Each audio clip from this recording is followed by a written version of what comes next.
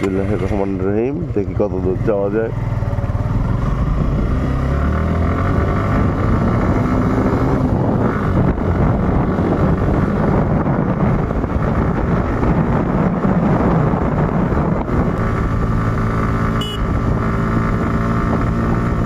উপরে যত উঠতেছে বাজার পরিমাণ ততই বাড়তেছে।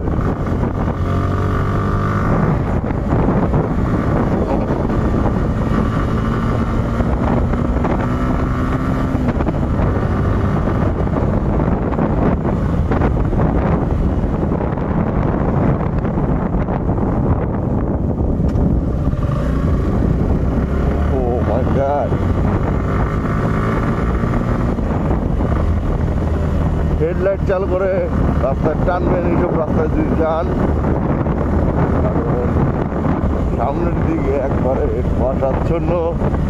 আমি শহর দিকে এখন প্রায় 2 কিলো ভিতরে, আর যত ভিতরে যাচ্ছি তত আর ওয়াল্লাহ, এই পাহাড়ের পরে তো কিচ্ছু দেখা যায় না।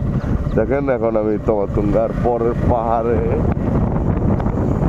চারপাশে একবারে কিচ্ছু দেখা যাচ্ছে না।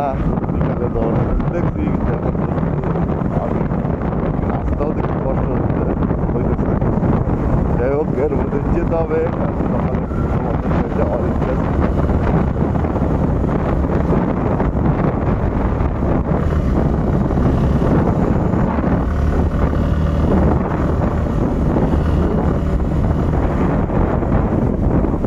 আরো সামনে যাচ্ছি।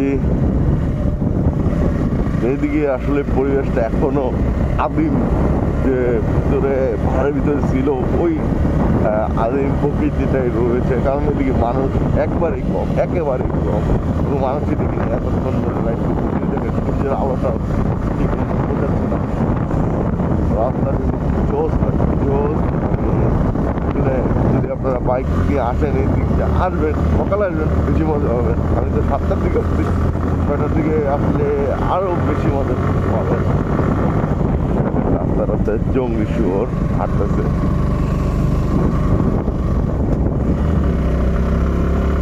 হঠাৎ করে আমি মেঘের উপরে গেলাম। এখানে মেঘ পার করে এখন মেঘের উপরে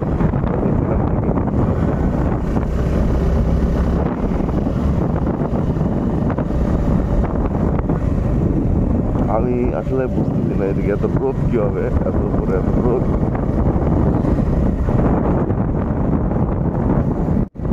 এখানে কত রোদ। মেঘ পার করে এখানে আসছি। এই যে আমাদের নিচে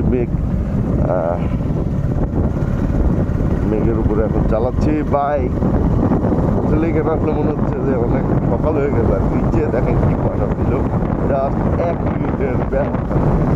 তমাতুঙ্গে যাবো, তমাতুঙ্গা থেকে তো মেঘ নিচেই লাগে। এখানে তুলনামূলকভাবে একটু ঠান্ডা কম, নিচে বেশি ছিল। ওই যে দেখা যাচ্ছে, আমি দেখাতে পারছি না। ও মাই গড, ওই দেখছেন? আমি মেঘ ভেদ করে এখানে আসলাম। ওই যে আমার পিছনে ডিম পাহাড়ের পিছনে মেঘ, আর আমি ওইখান থেকে আসলাম এখানে। দেখি এখন তমাতুঙ্গে নিয়ে যাচ্ছি, আর সুন্দর একটা ভিউ দেখাতে পারবো বোধ হয়। তমাতুঙ্গার ওই যে সামনে দেখা যাচ্ছে, তমাতুঙ্গা এসে পড়েছি। তমাতুঙ্গার এখানে ভিউ তো মনে হয় জোস হবে। দেখি কেমন লাগে।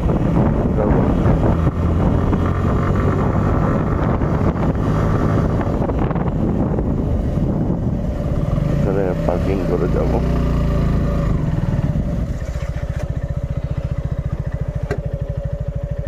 ও মাই গড,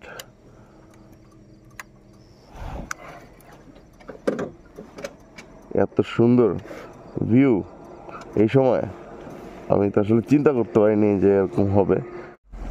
দেখেন, এই যে তমাতুঙ্গার উপরে, আর এই যে আমার পাশে হলো নিচের দিকে হলো আপনার সব মেঘ, আর আমি মেঘের উপরে এসে পড়ছি। আর ওই যে পরে দেখা যাচ্ছে ডিম পাহাড়। আমি তমাতুঙ্গির উপরে, দেখেন এই যে তমাতুঙ্গি থেকে চারপাশে শুধু মেঘ দেখা যায়। এই যে মেঘ, ওই যে মেঘ। ওই পাশেও মেঘ, আর সব জায়গার মাঝখানে হলো আমরা।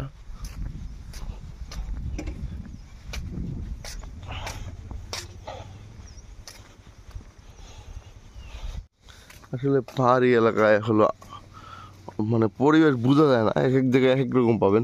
নিচে দেখে আসলাম পুরো ঠান্ডা, আর এখানে পুরো রোদ, কিছুই বুঝতে পারতেছি না। এই যে দেখেন আবার ওইদিকে ঠান্ডা। এটা হলো আর কি মায়ানমারের সাইড, এখান দিয়ে মায়ানমারে যেতে পারবেন। ওই পাহাড় পর্যন্ত কালকে যাই নাই, ওই পাহাড়ের নিচে গেছিলাম, ওই পাহাড় দিয়েও রোড হয়ে গেছে। এদিক দিয়ে শুনলাম নতুন একটা রোড বের হয়েছে, রোডটা দিয়ে কক্সবাজার যাওয়া যায় এখান থেকে 200 কিলো। এখান দিয়ে 200 কিলো রাইড করলে আপনার কক্সবাজার যেতে পারবেন। আসলে এই রোডটা রাইড করার ইচ্ছা ছিল খুবই, যদি আমার সময় থাকতো আমি যেতাম, কারণ রোডটা অনেক সুন্দর লাগতেছে, পুরো প্রাকৃতিক একটা লীলাভূমি রোডটা। আমি যাবো ইনশাআল্লাহ, যদি কোনো সময় আবার আসি এই রোডটা দিয়ে কক্সবাজার যাব। এই আমি এখন যে রোডটায় দাঁড়িয়ে আছি এই রোডটাই যাবে তমাতঙ্গি থেকে ডাইরেক্ট কক্সবাজার। ওই দেখেন প্রাকৃতিক পরিবেশটা কত সুন্দর, ওইদিকে কুয়াশা হয়ে আছে নিচে, আমি এখন কুয়াশার উপরে, মানে মেঘ কুয়াশা যাই আছে এটা নিচে, আমি এটার উপরে আছি। এই রোডটা দিয়ে 200 কিলো চাললে কক্সবাজার যেতে পারবেন। আর কি আমার ইচ্ছা ছিল যদি সময় থাকতাম এই রোডটা রাইড করতাম, কক্সবাজার যাইতাম, এখান থেকে 2 দিন থাকার ইচ্ছা ছিল এখান থেকে, যে কারণ এখান থেকে এতখানি রাইড করে একটু রেস্ট করতে হবে, কিন্তু আমার সময় নেই, সো এবার করতে পারলাম না। যদি নেক্সট আসি ইনশাআল্লাহ আমি এই রোডে রাইড করব এবং আপনাদের এই ভিডিওটি আপলোড করে দেখাবো। সো দেখেন এখান দিয়ে আপনারা চাইলে যেতে পারবেন, যদি আপনাদের সময় থাকে, আপনাদের ইচ্ছা থাকে, তো আপনারা রাইড করতে পারেন। আমি শুনছি আর্মিদের সাথে কথা বলছি যে এই রোডটা হয়ে গেছে, এটা জাস্ট মনে করলেন আপনার কত অল্প জায়গা, অল্প একটু জায়গা একটু মাটির রয়েছে, কিন্তু রাস্তা হয়ে গেছে, রাস্তা বানানো, যে কোনো সময় যেতে পারবেন। শীতকালে না হলে সমস্যা নেই, কিন্তু আপনার শীতকালেই যেতে পারবেন, গরমের কালে একটু কাদা থাকে, দ্যাটস ইট। আপনারা যদি আসেন এখানে খবর নিয়ে এখান দিয়ে যাবেন, আপনারা বিজিবির সাথে কথা বলবেন, কথা বললে এখন যাওয়া যায়, এক সময় যাওয়া যেত না কিন্তু এখন যাওয়া যায়। সো আপনারা যদি সময় থাকে এই শীতে রাইড করেন। রাস্তাটা দেখেন কত সুন্দর, এই রাস্তাটাই যায় এই সামনে দিয়ে, এই পাহাড় পার করে তারপরে কক্সবাজারের দিকে। এই যে রাস্তাটা আমি হেঁটে যতটুকু সম্ভব দেখাচ্ছি, এই যে রাস্তা, ওই যে দেখেন এই যে রাস্তাটা, এটা ঘুরে ঘুরে ঘুরে ঘুরে যায় 200 কিলো। সুন্দর একটা সড়ক আমাদের শেখ হাসিনা, মাননীয় প্রধানমন্ত্রী শেখ হাসিনা বানাইছে। জায়গাটা আসলেই সুন্দর, এরকম আর কি আমরা এই জায়গায় আসি না, সো জানি না যে বান্দরবনের এত উন্নয়ন হয়েছে। আসলে এই রোডটা দেখেন, এখানে রোড কোনো দরকার ছিল না, তাও বানায় দিছে। এখন আবার ব্যাক করতেছি থানচি শহরে। দেখেন আমার সামনে পুরো মেঘ, আর আমি মেঘের উপরে এখন, কারণ উপরে যদি মেঘ থাকতো তাহলে মেঘ দেখতে পারতেন। এখন আমি মেঘের উপরে যাচ্ছি নিচের দিকে। আমার গাড়ি 2 গিয়ারে, এখান থেকে 2 গিয়ারে নামবেন। ওরে বাবা, আসলে অনেক কঠিন রাস্তাটা, ওঠার দিকে কিন্তু নামা কঠিন হবে সবার জন্য। বলতেছি আপনারা যদি দুর্বল হার্টেড হন তো এই রোড রাইড করবেন না, কারণ রোডটা আসলেই খুবই ভয়ঙ্কর। আর এই রোডে স্বাভাবিকত কোনো বাস এখন পর্যন্ত চলে না, কারণ বাসের ব্রেক ফেল হয়ে যেতে পারে। তাই যদি আসেন 4 হুইল ড্রাইভের গাড়ি নিয়ে আসবেন, বা আপনার নিজের পার্সোনাল বাইক যদি ভালো চালান, আপনার দক্ষতা থাকে, তো আসবেন।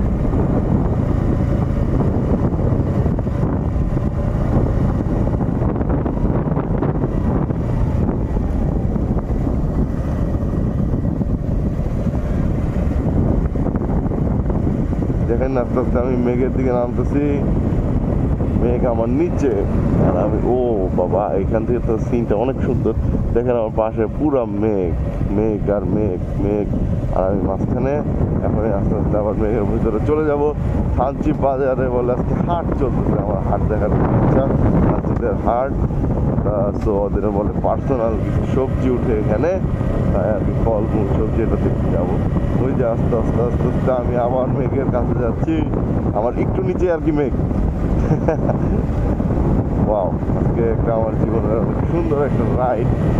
আসলে এরকম রাইড খুব কম দিতে পারছি, কারণ আমি ঢাকায় থাকি, ঢাকায় রাইড দেওয়া যায় না। আসলে এরকম একটা সুন্দর রাস্তা আমি একা সকালে ঘুম থেকে উঠেই এসে পড়ছি, কারণ আমার ইচ্ছা ছিল যে আমি এখানে রাইড করবো। তাই আমি আগের বার প্ল্যান করছিলাম, কারণ এবার বাইক ছিল না, আমি আসতে পারিনি। তো এবার আসার পরে চিন্তা করলাম না, এই সুযোগটা ছাড়বো না, তাই একটা করবো।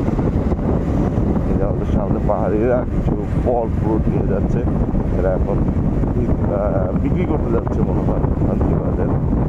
তো ওদের বুঝলাম না, ওরা একদম নর্মাল পাতলা শার্ট পরে এসে করছে, ওদের মনে ঠান্ডা কম লাগে, কারণ ওরা এই পরিবেশে বড় হয়েছে। আসলে ওদের এত সুন্দর একটা ওয়েদার রেখে ওরা আসলে মনে হয় ঢাকায় যেতে চায় না, কারণ ওদের আমরা ঢাকায় এরকম প্রাকৃতিক পরিবেশ কোনো সময় পাই না।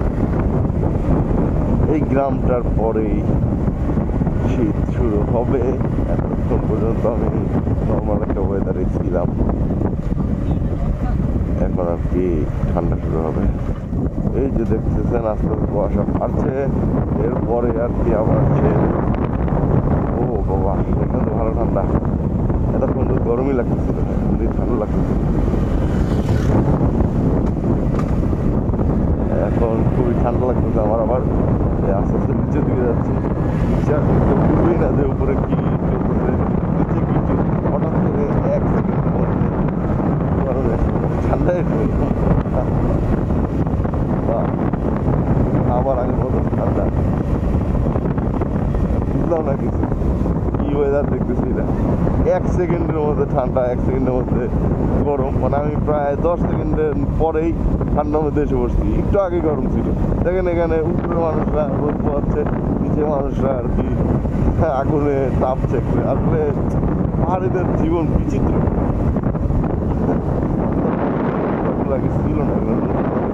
আসলে এগুলোর প্রতি সরকারের দৃষ্টি রাখা দরকার, কারণ ওরা রাস্তার দুই পাশে যদি এরকম ঘর বানায়, তাহলে রাস্তাগুলো বস্তির মতো মনে হয়। আর খালি জায়গাগুলো দেখতে পারছেন যে কত সুন্দর লাগে দেখতে। দেখেন এরকম যদি সবাই একটা করে বানায়, কয়েকদিন পরে এই রোডটা তো বস্তি মতো। একটা দুইটা করতে করতে লাস্টে সব জায়গায় এই যে দেখেন বানাচ্ছে, একটু বড় একটা করে আছে, পরে দেখা যাবে কোনো জায়গায় নেই। দুই পাশে শুধু আপনার দোকানপাট আর বাড়িঘর। আসলে একটা নীতিমালা করে দেওয়া দরকার বান্দরবনের, যে দুই পাশে মিনিমাম আপনার 100 ফুটের মধ্যে কোনো স্থাপনা করা যাবে না, একটু ফলো করেন। বা নির্দিষ্ট কিছু জায়গা আছে, ওখানে আপনারা দোকান করতে পারবেন। এই আপনার সব জায়গায় বাড়িঘর করবেন রাস্তার পাশেই, এটা তো দেখতে খারাপ লাগে। দূরে করেন, সমস্যা সব জায়গায় তো আপনার 1 মিনিট 2 মিনিট হেঁটে রাস্তায় এতটুকু হয়।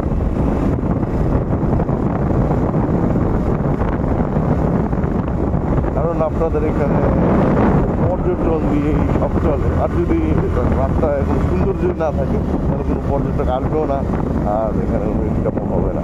অলরেডি আপনার এখানে পর্যটক অনেক কমে গেছে, কারণ এখানে এখন নানা রকম প্রবলেম চলতেছে জানেন। এসব প্রবলেমের জন্য আপনার এখন রেমাক্রি বন্ধ, রেমাক্রি ফলস যাওয়া যায় না, এই অনেক আর আসে না। আপনার যারা হাইকিং করতে চায় বা ট্রেকিং করতে চায় তারা দেখছেন যে যাচ্ছি, ঠান্ডার তীব্রতা তো বাড়তেছে। আমি ট্রাকগুলো দেখে আমার একটু আজব লাগে, এগুলো উঠে গেছে এত উঠতে। বাইক নিয়ে অনেক কষ্ট হচ্ছে, ট্রাক নিয়ে অনেক কষ্ট হয়। যখন গেছিলাম এখন কম।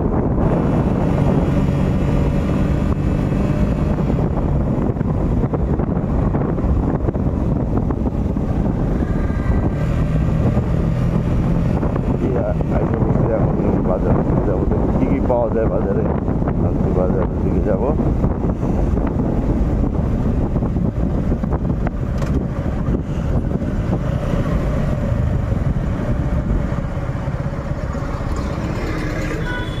এখন থানচি বাজারে যে নিচে এসে পড়ছি। যদি আমার ভিডিওটি ভালো লাগে প্লিজ সাবস্ক্রাইব করবেন ট্রাভেলার্স 13 এবং বেল আইকনটি প্রেস করবেন। Good bye friends.